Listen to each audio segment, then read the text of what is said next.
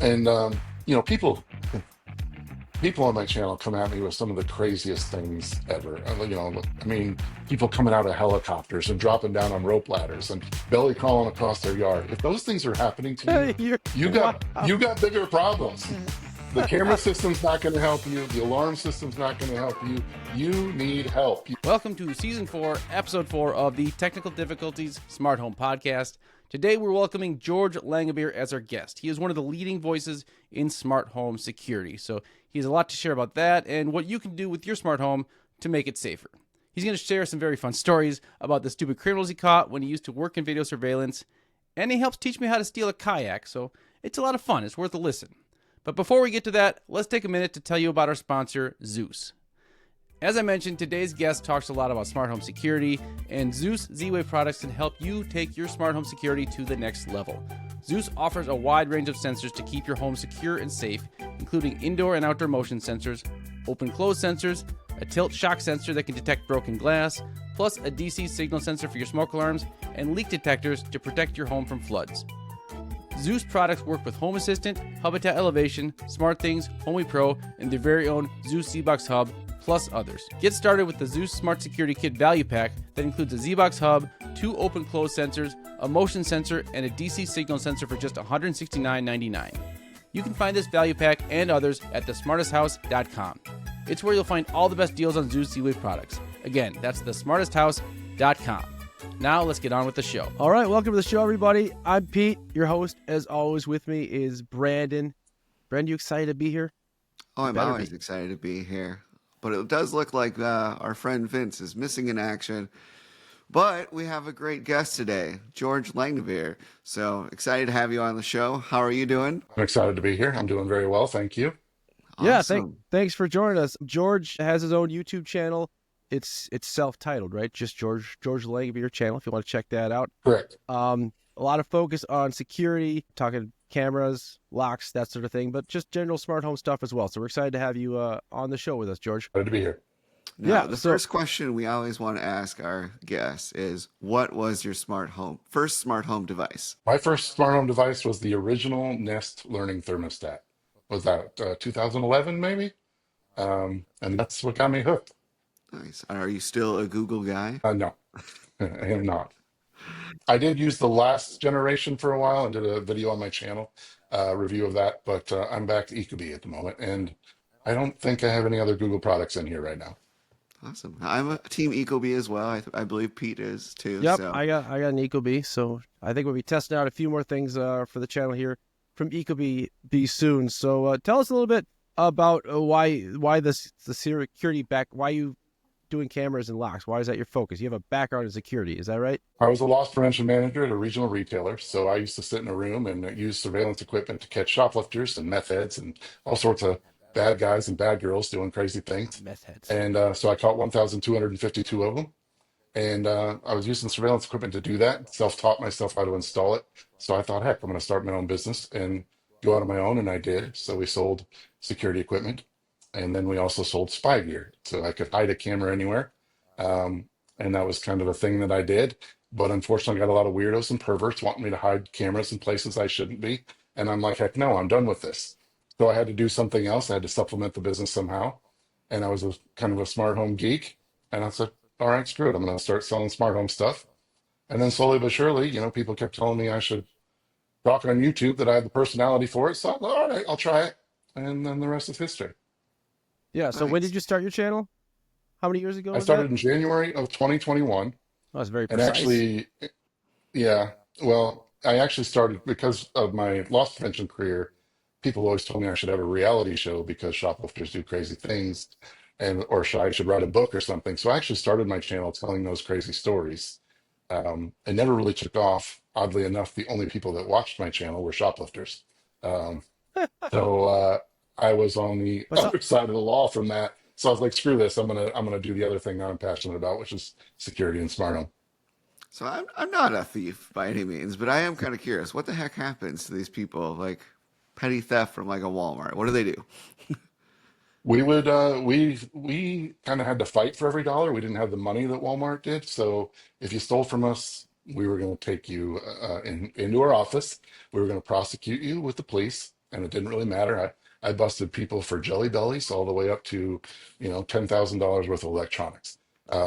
But we had you arrested, and not only that, but we also sued you civilly. We sued you for the product you stole, and then also we could sue you for our time. So you basically had to pay our salary while we were dealing with you. Um, but that's basically what happened. And then if it was a bigger theft and you'd done it multiple times, it became a felony.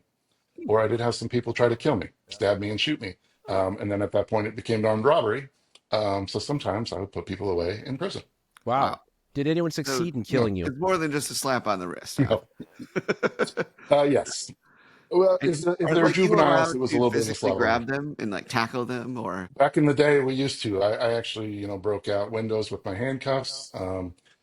I ran through neighborhoods. Chased shoplifters all over the place.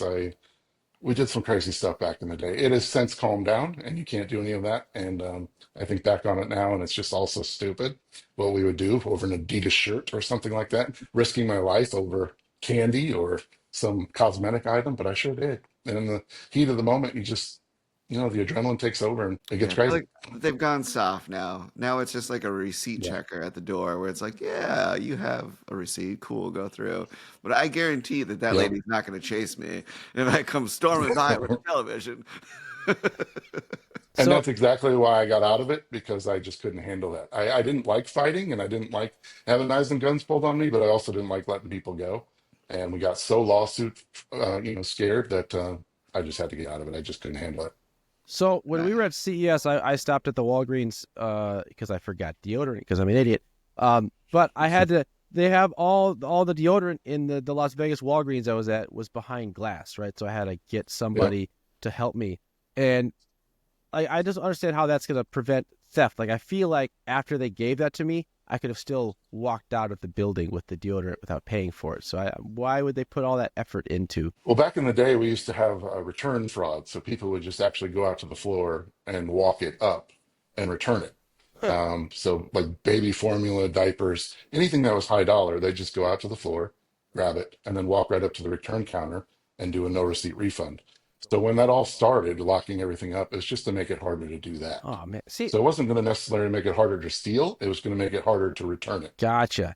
So here's the deal with criminals. Like I feel like a lot of times if they're clever enough to do that, they could like get a real job that pays real money. Like why you gotta break like that's pretty clever. I think yeah. I don't know. Or You become could like a business owner, right? Like yeah apply these Yeah. skills. I always said, I would detain people that would have their jackets lined with tinfoil, just because it wouldn't set off the door alarms when they went off. I had people with fake babies in strollers. I had people with fake casts. And we had organized retail theft that was like the retail mob. These kingpins would send in people every day to steal. They'd pay them 50 cents on the dollar in drugs or money. And I always thought if they would put that effort into good, they could solve world hunger or world yeah peace because they've got these great ideas and it's a criminal enterprise. They've got the brains to do this. Everybody thinks they're stupid. They're not stupid. But if they put the effort to good, it'd be a whole different world. yeah. I agree. There are people out there that really struggle, and it's a way to make money. But I feel like a lot of people that steal they don't even need to steal. They just steal because they can, not because they're like desperately poor or something like that. It just seems wild to me. But There were a couple different levels to it. There were the people that did it out of necessity. There were the people we had a big problem with meth because we sold a lot of the meth ingredients. So we'd get the meth, dealers and the meth lab people that we call them Smurfs. They would come in and buy Sudafed or steal Sudafed. Those people were very violent, and those are the people that tried to kill me. And then we'd also just have the criminal enterprise people, the organized people. So there's different levels. There were kids that just were young punks doing it as a challenge, but there were different levels to it. I've It always was wondered, interesting. like, how much Sudafed would I have to buy to get on a list? Because every time they take your ID, and I'm like, ooh, am I approaching my limit? 3 boxes was the limit. So three I would That's actually it. boxes? sit That's there, it. three, 3 boxes. Oh So I would man. sit there and watch on my outdoor camera. I'd watch these cars pull up and they'd have like, it'd be like a little Ford Escort, but there'd be like 10 people in it. And they'd all come in and buy their 3 boxes and one right after another. And you just watch them. And then I had a couple undercover cops that I would call and I would just say, hey, there's some Smurfs here. You should watch this car. They'd show up in the parking lot and they'd follow them to their labs.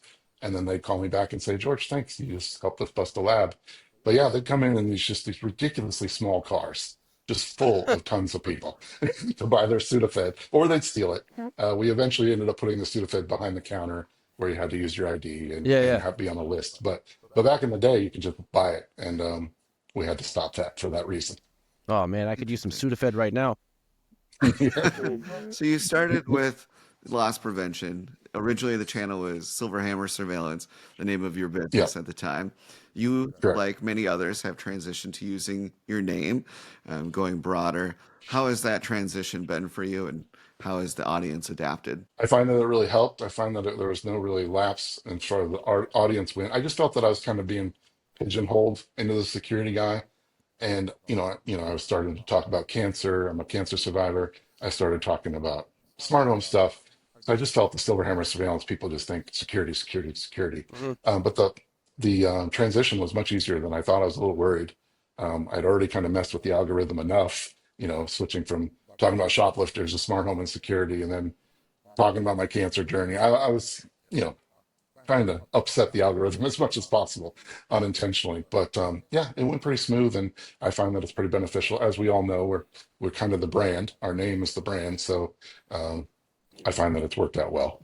I can certainly relate to that in many ways. I had done a lot of lock reviews, and it was kind of like I would do something different, then it wouldn't get the traffic. And, Yeah, testing locks isn't the most fun, to be honest. no, it's not. Oh, And that's then, yeah, great.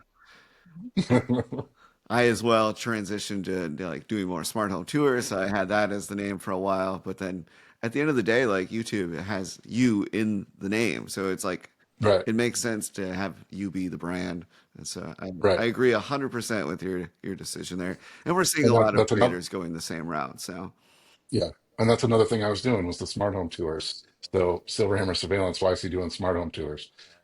So yeah, but yeah, now I can just and talk about whatever I they're want great because tours, I'm me. and I Yep. appreciate how often you move because then we get a new tour and it's different. Yeah. Right. So actually, I did want to bring that up actually with the movie and tours because you live in an apartment right now, right, George? Yes, we So moved out of the burbs about 10 years ago, and I just decided I'm going to rent and explore. so I think that's cool because almost all the smart home channels are people that own houses like I do, and Yeah. but as an apartment owner, you really do a lot of smart home stuff that you're able to do inside an apartment. You want to talk a little bit about that? Yeah, so I'm very lucky. A lot of these properties that I've lived in have been the same management company, minus maybe two, because in the last 10 years, I think I've lived in 13 places. Um, Now, of those 13 places, I think 10 of them are all the same management company, and they have just been really cool to let me do this. What are some of your favorite things to talk about on your show, or some of the favorite things you've done in the apartments that you've had in your show? But because of my background, obviously I'm a big security guy, which does that part does suck living in an apartment because I can't run wires like I normally would. So that's why I do a lot of Wi-Fi camera reviews because I'm kind of stuck in doing that. So when I do wired camera system reviews, as a neat freak, it really drives me nuts because I got cameras, wires strung across the floor. People saw the behind the scenes. They would just be amazed, especially knowing me because it drives me nuts to do that for 2 or 3 weeks or whatever I'm doing to test the stuff. But yeah, so I do a lot of cameras. I love smart home lighting, locks. I'm switching locks probably once a week, smart locks. But yeah, I'm just trying to think what else. I've got a lot of rando things in here. I'm an Apple Home guy. Um, Selling this stuff to the public, I like to try to keep it simple because I can always try to think about my customer. Um, and I always have done that. So I don't tinker too much. I'm just a pretty straightforward smart home guy. I just want it to work.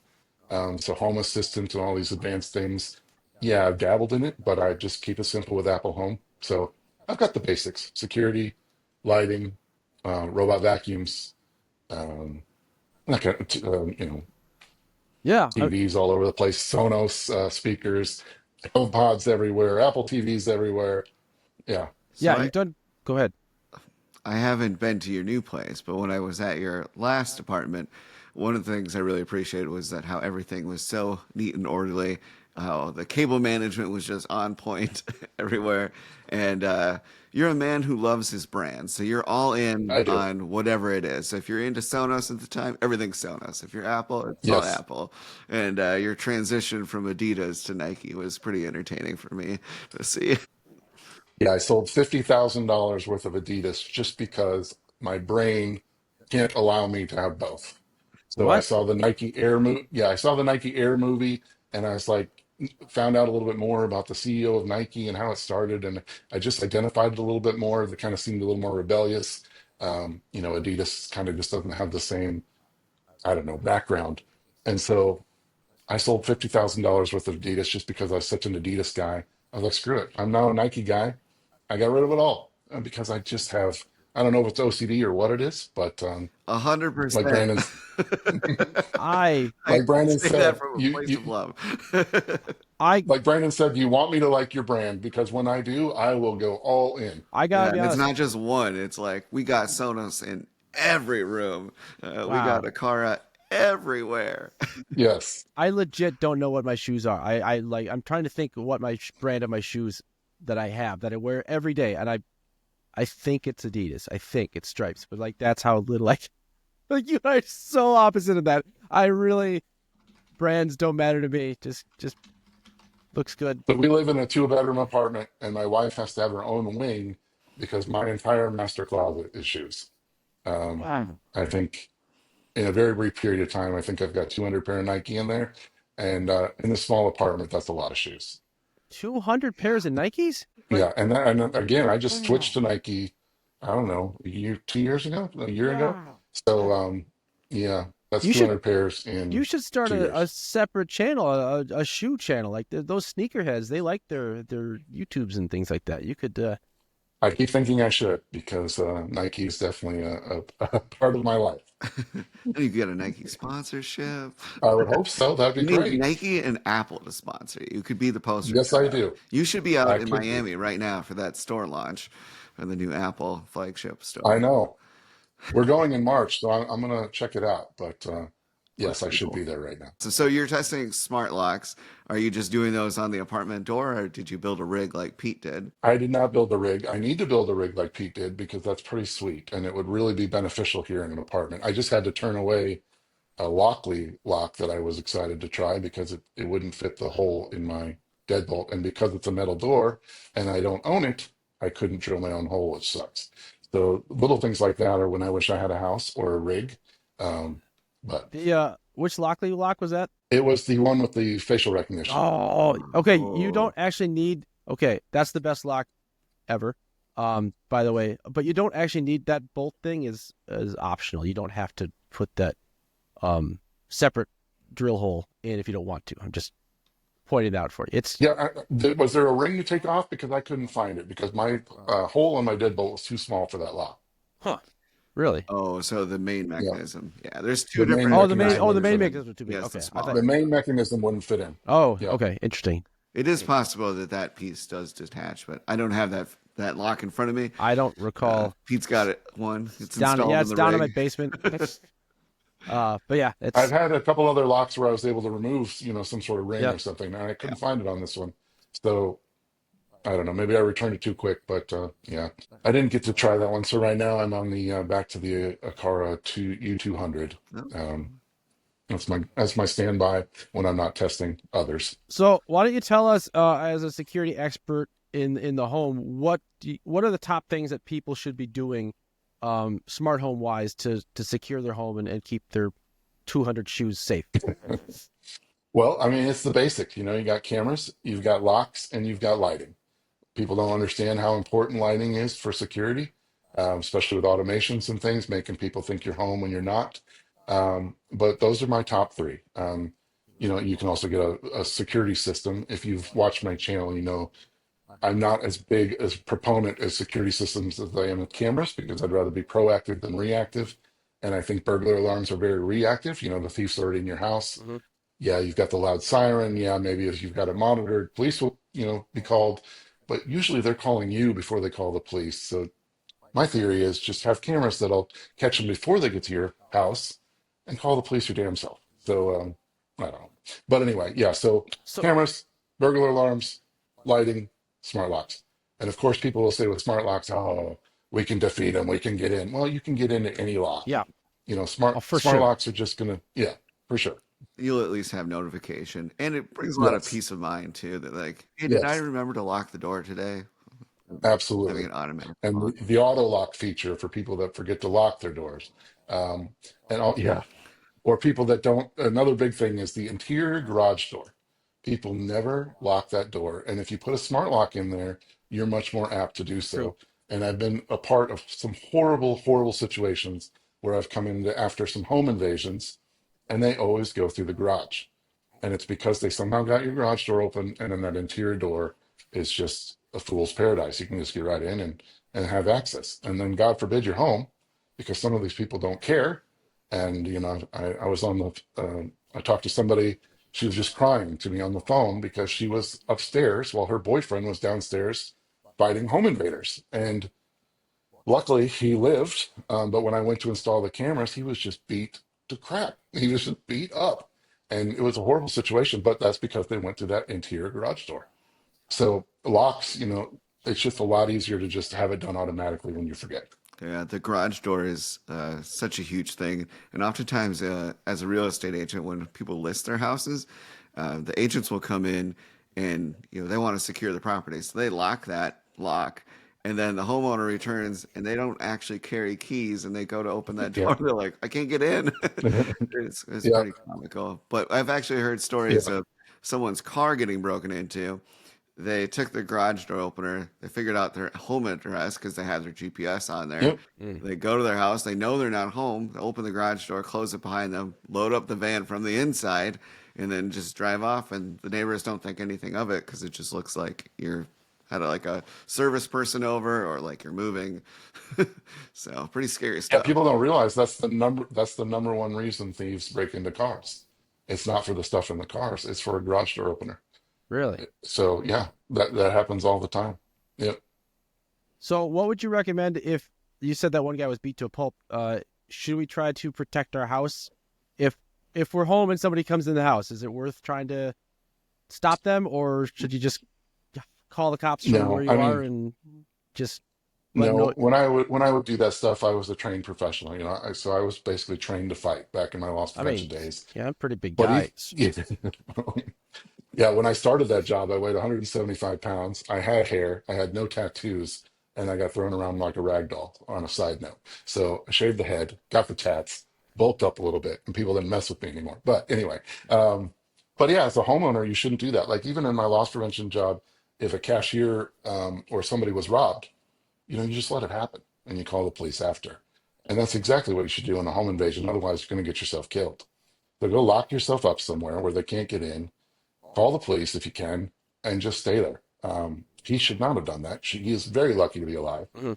And luckily, he just fought him long enough that they got scared and they took off. But if they had some more time, he'd probably be dead. Yeah. So that's I feel So don't like engage. so I'm weak and I'm a wimp, and I feel like that's actually boded well for me. I feel like we live a long time because we know our limitations. Um, I'm not encouraging anybody to come up and threaten me, but you're gonna win that battle. So just yeah. So And that's one of the reasons I got out of the loss prevention game. I became a father. And like I said earlier, fighting over an Adidas shirt. I mean, what am I doing? When I was young and stupid, mhm. that stuff was fun. But as I got older and became a dad, that's not fun. Yeah, for sure. So yeah, you're better off just, yeah, no, it's not for me anymore.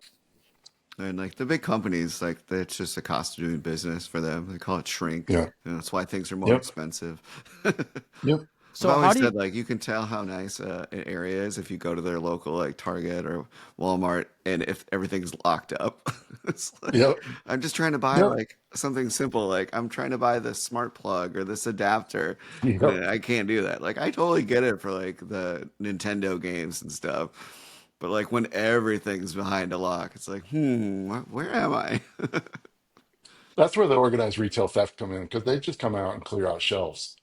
You know, I had them just, I caught a few that just, you know, back in the day, I remember iPods. When the iPods came out, I had a group of people just wipe out every iPod we had and then just run out an emergency exit. Mm. So when they lock them up, they're just making that part harder. We'd have people just load up carts and run out the front door. I caught somebody with $5,000 worth of stuff in a cart, and they just bolted. So that's why they lock it up, to try to make that harder. Because otherwise, they're just cleaning out shelves and putting them in a cart or putting them in a duffel bag and just running for it. Yeah, it's sad. And here we actually have baby powder is locked up, which is like really depressing because like that person's definitely feeling it out of necessity. Like, so Yeah, it depends on the baby stuff, because baby formula used to be huge, like I said, for the returns. Mm. oh, Baby formula is expensive. A lot of baby stuff's expensive. People steal a lot of kids' clothes because they can resell it. So yeah, all the baby stuff is high theft. And like I said, I get fake strollers and fake babies and just all sorts of, and they just hide it in the. They'd have strollers full of tin foil. I had people that would clean out like a big stroller box and empty that out and then fill it with all sorts of stuff and then go up to the register and try to buy it for the stroller price, knowing full well it was full of like $2,000 worth of stuff. So yeah, people get creative, but the baby stuff was huge. interesting. Yeah. So on your channel, you're a big proponent of Alibi, the home security Yes. system.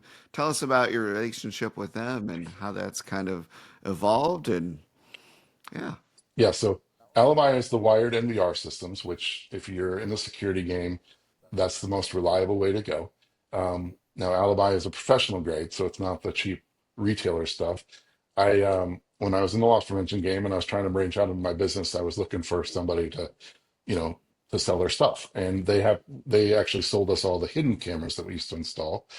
And I tried them, and they had a dealer program, and then the rest is history. Now, since then, I've had every brand known to man try to stalk me, both through Silverhammer and through the YouTube channel. And I'm always, trying new stuff. But Alibi just has always been the best for me. They've got a 1% fail rate, and as all of you know, that's very important. You don't want the stuff to fail. Professional grade housing, the best weatherproofing, the best vandal proofing. They've got customer service in Austin, Texas. As we know, a lot of this stuff you can't get somebody on the phone if you want help. They've just been really good to me, and I'm a loyal guy. And when people take care of me, I'll take care of them. I don't work for them. I'm not sponsored by them. I just love them. But I've tried them all. I've tried Reolink. I've tried every camera brand you can think of. I just always go back to them. So a good company, good people that take good care of me and take good care of my customers. Now on YouTube, before I was a local Omaha, Nebraska company. Now I've sold systems in all 50 states, into Canada. I'd go worldwide, except Alibi won't ship worldwide. So now when I'm shipping the stuff, I'm not there to support them locally like I would be in Omaha. I know this company will take care of them. I know that they've got that tech support team sitting there. They'll help them with the warranty stuff. So yeah, they've just been good to me. They take care of my customers. They take care of my YouTube subscribers, and that goes a long way for me. awesome. So you're still a dealer. People are Yes. finding your videos on your YouTube channel about security, about placement, about best Yeah. practices. They see that you are really a big fan of these products. They'll reach out for advice, and so basically you're giving them consultations and then picking out the system for them and then shipping it. And Yeah. then it's on them to install, or do they work with a local installer, or how does that work out? It goes both ways. I never wanted to sell anything on YouTube. It's just one of those things when you're talking about home security, you tend to talk about your favorite thing in the background, and people started asking me about it. So then I was like, okay, I used to have a showroom in Omaha where people could come in and look at it. These people across the country started calling me because I am a weirdo that has my phone number in my YouTube descriptions. That's how I found But you. yeah, because of I just yeah, called you one day, and I'm like, "Hey, I'm gonna come tour your house." but because of that, so yeah, people started calling me. But yeah, it is professional grade, but you can do it yourself if you feel comfortable. I did do a couple installation videos trying to help you in that regard, and that applies to all brands, not just Alibi. Tried to go through it step by step, just like we would as we showed up at a house to do it. But yeah, otherwise people can get local electricians to do it. If electrician 101, you're running Cat 5 or Cat 6 cables from point A to point B. If an electrician can't do that, they shouldn't be an electrician. So a lot of electricians are very willing to do stuff with, some of them will try to sell you their cheap junk. But the ones that won't, they can do this no problem. So yeah, we've had great success with people all over the country just getting electricians to do it, or they do it themselves. Awesome. Yeah, I have to imagine that like every security camera company and lock company is reaching out to you and stalking you, finding you at CES and like, no, no, Yep. try our camera. What's your Yep. vetting process like? You can't just feature everything. Yeah, I was actually just, I'm about to release a video where I was actually just talking about this. I mean, you guys know you get these emails every day. You filter out probably 90% of them, maybe 95% of them. So I'm looking for reputable brands that I've at least heard before, because as a security guy, in the trades and stuff, I hear about the stuff other than YouTube. But if it's just some rando Amazon brand, I'm not going to do it. They've got to have some sort of validity to it, something I've heard of, or maybe a startup that looks promising. Um, just you've got to have some sort of reputation before I will put them on the channel. I've had an interesting experience with the camera I'm about to release, the video I'm about to release. It hasn't gone the greatest, so you win some, you lose some. But they were a reputable brand and wanted to give them a shot. But yeah, so I mean, you get the stuff from Amazon. Um, I don't know, 30 emails a day, maybe more, and I just say no, no, no, no, no. Do you say But no? yeah, if it's a Okay. rep, Do you say no, no, no, or do you just ignore them? I prefer to just ignore them. I do a little bit of both. I was an ignorer until Apple Intelligence with the auto replies. Ah, So now you just hit not interested. It formulates your email and you're done. I find that stops them from contacting me again, that's because true. otherwise they'll contact me. See, Yeah, I was afraid if I contacted them, they'd be like, "Oh, we got one." Or even if it's a no, they'll be like, yeah. "Ah, we know he's gonna bite someday." Uh, And that happens a lot, because if you do say no, then we've got this instead, or we've got this instead, yeah, and so then they keep trying to contact you. But That's sales so yeah, that's 101. what. All you've done is just Yeah. verify that we have a valid number and a way to reach you exactly. and that you will Yes, reply. I'm going to I come tend back to in three reply months, if I. baby. Yeah, and I tend to reply if I think I might like something of theirs in the future. Um, Mhm. but if I think that it's just an Amazon brand and it's not going to happen, then I'll probably just ignore them. Yeah. So, One thing George, I I appreciate about you is that you have a lot of integrity, and so like if a company wrongs you, like you will hold on to that. It's like vengeance. I do hold a Like, grudge. it I goes do hold both a ways grudge. though. Like you love brands, but you also hate brands, and Yes. you're not afraid to say it.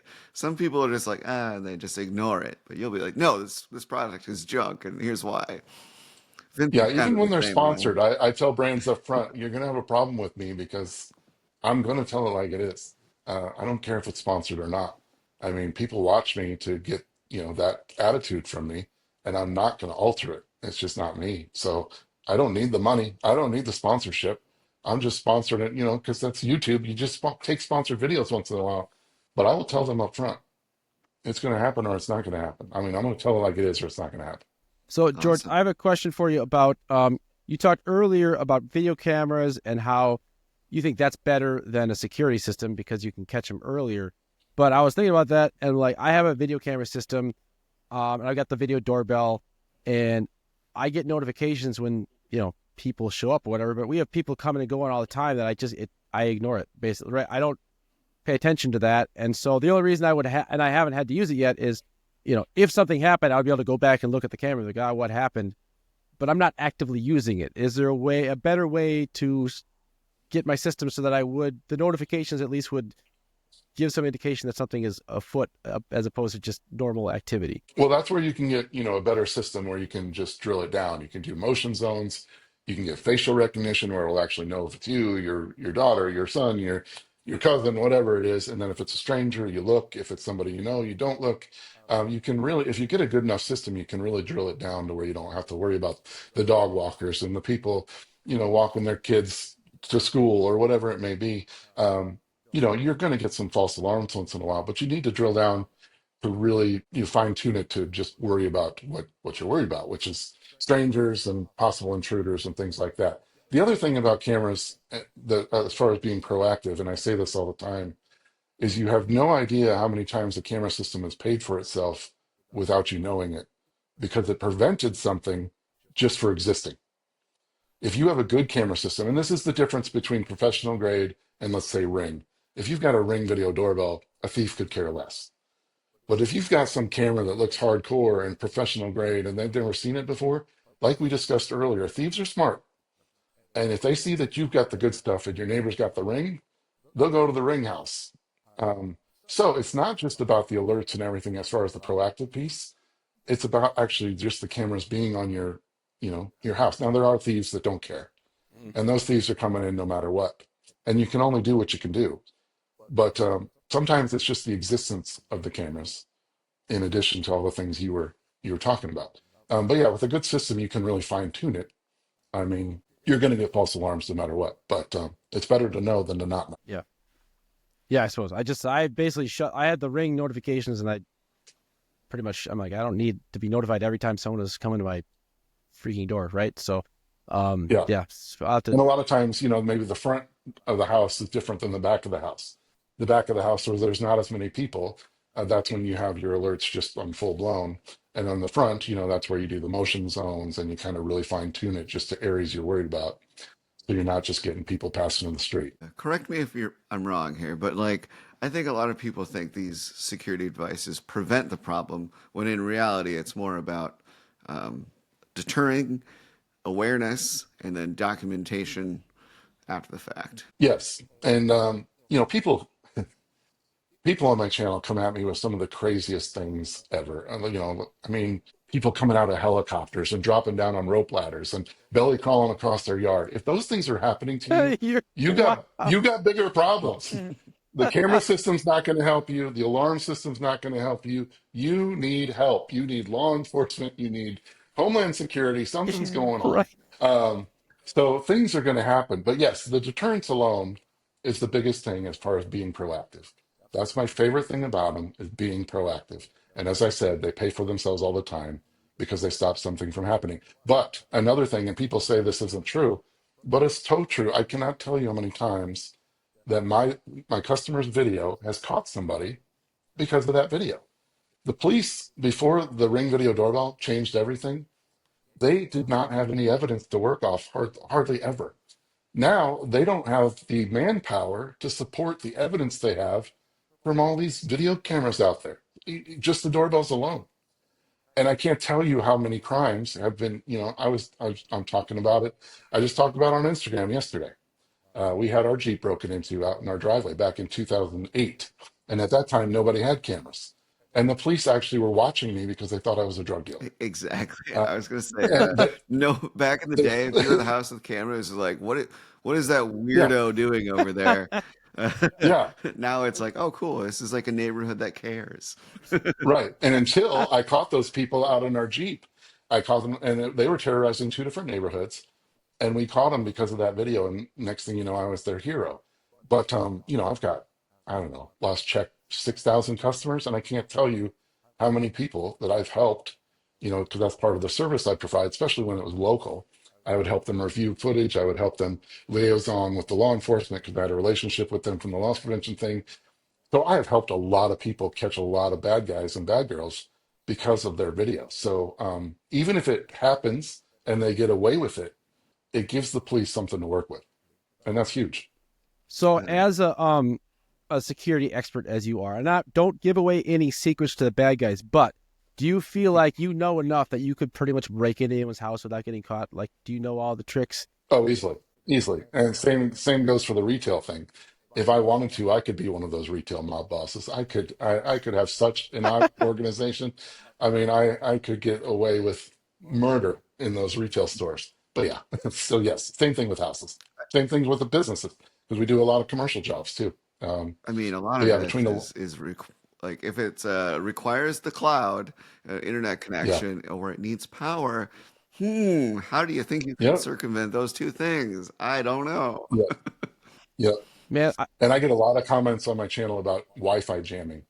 Um, and that just seems to be it does happen. It is possible, but in the grand scheme of things, it doesn't happen that often. Again, if it happens to you, you're probably being targeted. But yeah, you can unplug things. You can, defeat Wi-Fi. That's why a wired NVR system, like I was talking about from Alibi, is best. If you get yourself a backup power supply, even if you have a power outage or somebody takes out the power, it's still working. It doesn't need internet, so you're not relying on your Wi-Fi. Whereas with these Wi-Fi cameras, that is definitely something that these thieves can do to defeat you. They can take out the power and nothing's working. for, okay. So I've never stolen anything from anybody as far as I know, unless it was accident and I didn't realize I was doing it. But I have no desire to steal anything. But I really want to try to steal a kayak from like Dick's Sporting Goods, like just to see if I could do it. Like that's like I would return it right away. But I was like, I feel like that would be really fun to try to do that. And I feel like I could probably get the store to help me put it in my car. And then, It's all about confidence, baby. right? If you just act like You you just already walk paid in for there. it. Hey, man, I need help loading this in my car. John over there said you're the guy to help. Let's do this. And they would Exactly. walk it right out the door for you. And I watch that happen all the time. Like I said, those people that just load up carts, they just walk right out, and half the time an employee will help them get out because they don't realize it. Yeah, they're just trying to do I their mean, job and be helpful. Like they yeah, assume the best of people. So yeah. Yeah. I had one guy that actually told everybody while he was walking around stealing that he worked there. And even though you'd think you'd know all your colleagues, they believed Oh him. yeah. And so they just let him do whatever he was doing because he had a shirt on that had the company on it, and he was smart enough to do that. And they just, oh, he works here, he's fine. just wear He's a just red rocking that outfit. polo and some khakis. Yep, You'll be fine. yep, Yeah. So I mean, it is that confidence thing. Like, so I do stand up comedy. I used to tour with Louis Anderson, famous comedian in these parts, and we'd stay at a hotel, and I would have to go down there and get the keys for our rooms and stuff, and I'd be like, can you give me the key to Louis Anderson's room? I'm his assistant or whatever, and he yeah, would just give it to me. I'm like, yeah. you're not gonna verify this at all? You're just gonna give me yeah, okay. Well, that's just where like the employees, like we had an orientation on the first day of every employee, and I went over the top and just kind of told them everything right up front. And sometimes it scared them, and they never came back. But I didn't care because I wanted them to be aware because these people would be so smart. We had a group of people. It was a group of like 10 people, and they would come in. It was Lincoln, Nebraska here. We had 4 different stores, and they would come in, and one person would come in and scope out an item, and they like TVs. They would scope out a TV. They would take a picture of the barcode. They would take it to another person back in their lab. They would replicate that barcode, but they would change the price. A Mm. second person would come in, put the new sticker on. Then the next day, another person would come in and buy that TV at the cheaper price. And this is where the employee thing drove me nuts. You'd have some, big TV go through for $69.99, and the cashier's stupid enough to let it go through. And because they see the barcode, and they're like, oh, this must be legit. So Wow. then they would go back, and another person would come in the next day and return that TV for the full price after they removed their fake sticker. Wow. So because they had a different person coming in every time, it took us a long time to prove that all these different people were involved.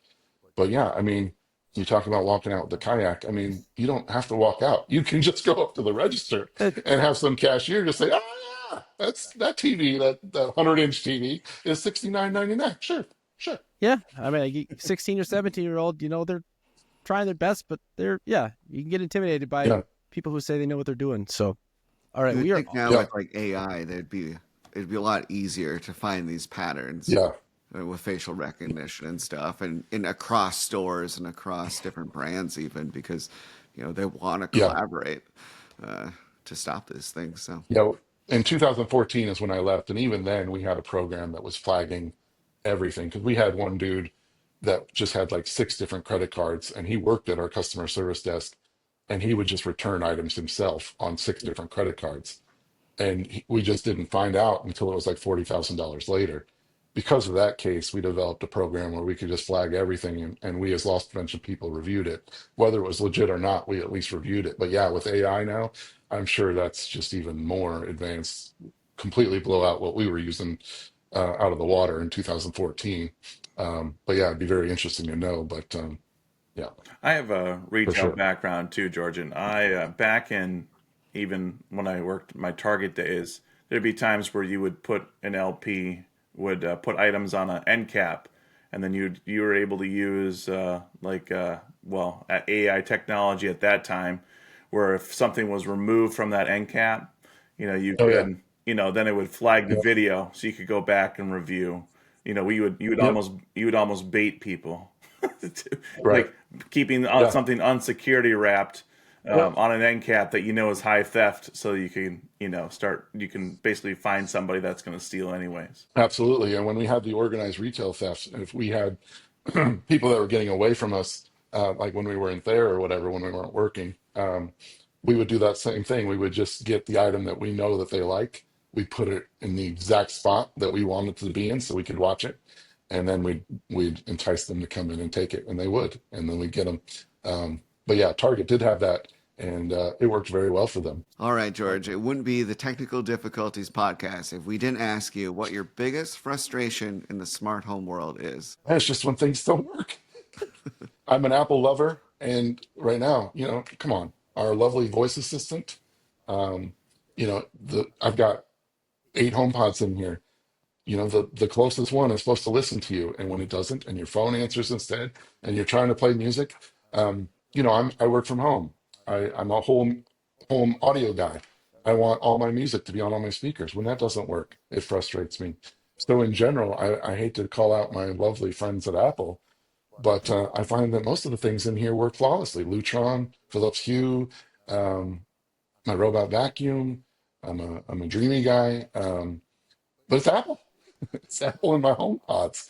And now with 18.2 and 18.3 and Apple Intelligence, come on, this stuff should all work. So maybe with these new home pods coming, it's going to solve the problem. But right now, my biggest problem is I'm an Apple Home guy, and my Apple Home hubs are not what they should be. So that's my You biggest must frustration. love the new Sonos app. I do. Hey, I don't have a problem with it. I'm not one that has the problem with it. So I feel bad for Sonos because they've gone through the ringer over that damn thing. I don't know. It's not that bad. I don't know what everybody's freaking out about it. Now, I think the CEO has changed. I mean, Sonos has just gone through it with this app, but I don't mind it. Fair enough. Are you Team Sonos or Team Apple right now? I've got both. I'm sitting here looking at a hybrid TV again. that's got a home. I Yeah. got both. Why wouldn't you have both? I've been using Sonos for my TVs and HomePods for my music, and that's how I Makes sense. compromise. And then you can Yeah, just I mean, walk up to the device and transfer the music. That's cool. yeah, yeah, and I've sold Sonos way too many times on Facebook Marketplace. I can't do it again. I have Taking in bought the the shorts complete every Sonos time. systems. What's the Yes. resale on something like that? Oh gosh, I mean, I take off 20% usually, Okay, that's not too bad then. because usually it's like 2 months old when I change my mind, because I'm a ridiculous human being. But it is what it is. Yeah, I need to time my purchases for when you change over. So, what Yeah, size shoe are you, and when do you think you're going to go back to Adidas? yeah. I don't need 200 shoes, but I could probably use more than 3. Well, we should explore these OCD problems with you again in a future episode. Thank you so much, George, for coming on. Absolutely. Thanks for having me. Yeah, it was great. A unique perspective. Loved the security talk and some of those stories you had. So yeah, we'll have you on again. But for Brandon, for Vince, he showed up. Hey, Vince. And for me, thanks for watching. Please subscribe, and we'll see y'all next time.